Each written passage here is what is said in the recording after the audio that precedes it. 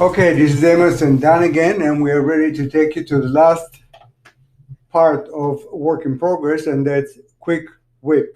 We've covered everything that has to do with major projects in this area here. We're now going to deal with quick whip.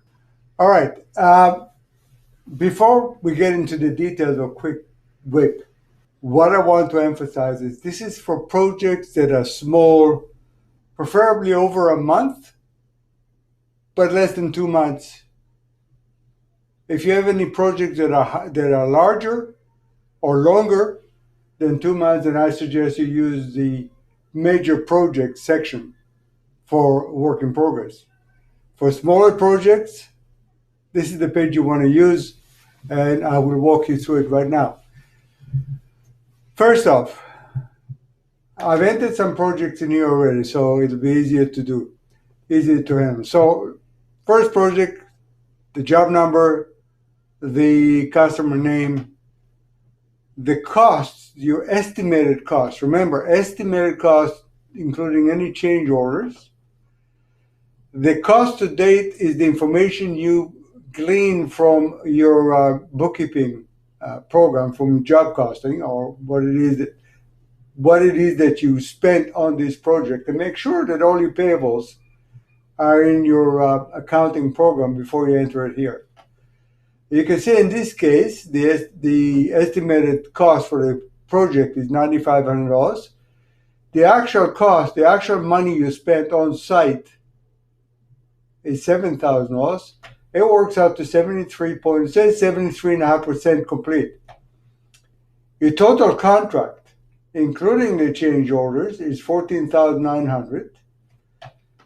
And what you're invoicing to date is $10,000. And you'll notice that there's a red number in here.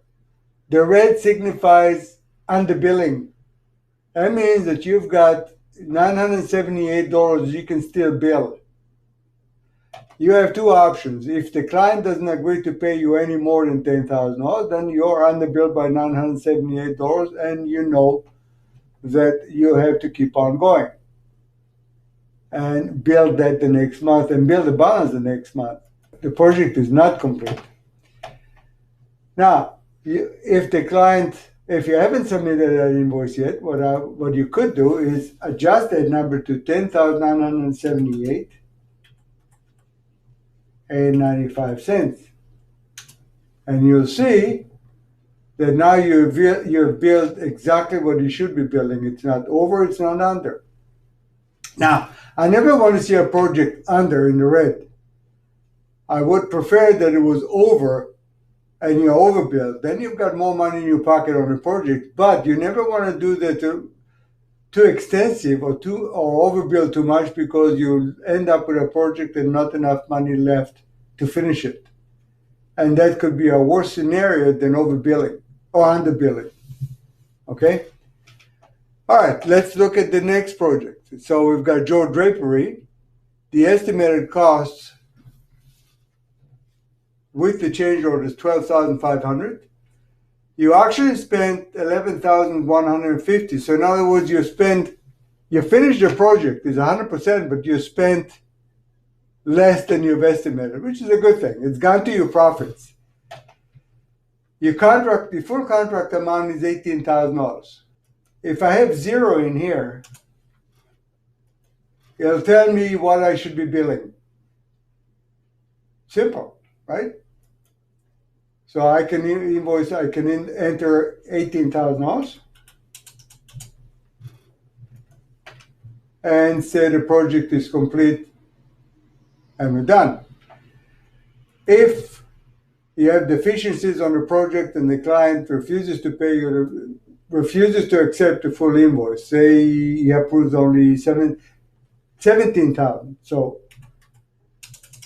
adjust your invoice to $17,000, you now see that you're underbilled by $1,000.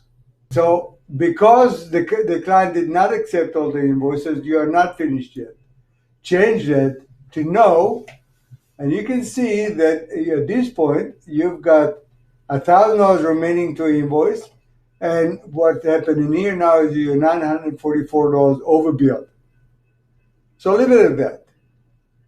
In the next month, when you finish invoicing, you will finish invoicing the $944 in here. The total invoice should read $18,000. Actually, the total invoice to date is $18,000. So what you've done is you invoice the difference. So if I go back again to $17,000, you see you're underbilled by $1,000. That's what you've got left to bill. And that project was at that point incomplete until you've invoiced it.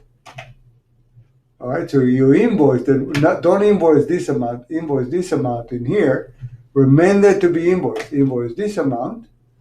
Change this total to $18,000 because that total represents all the invoices to date. Change this to yes, and you're done. So I just want to point out something that Ava said, but I just want to reiterate it. If you're done, you can't change this to 100%. Any cell that's shaded in Isaac means you can't change it.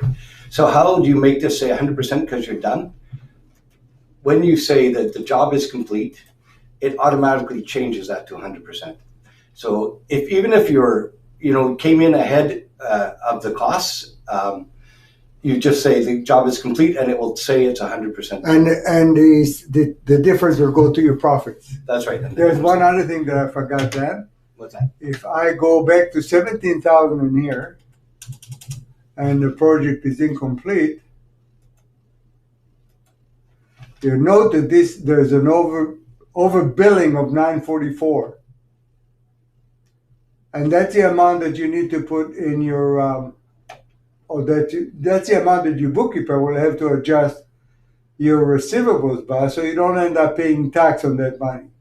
So remember, when it's in red, it's underbilled. Any adjustments you make will increase the amount of money that you should have billed in your accounting. If it's overbilled, it'll decrease any amount that you should have billed and you don't pay tax on it.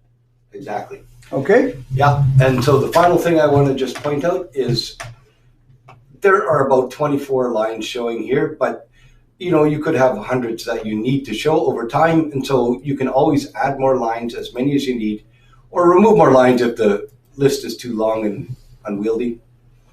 And just a reminder that like every page in Isaac, there's a question mark in the upper right. When you click on it, you can get question marks that will explain everything you need to know about this page. If I click on the question mark again, those other question marks disappear. And that's it. We're done.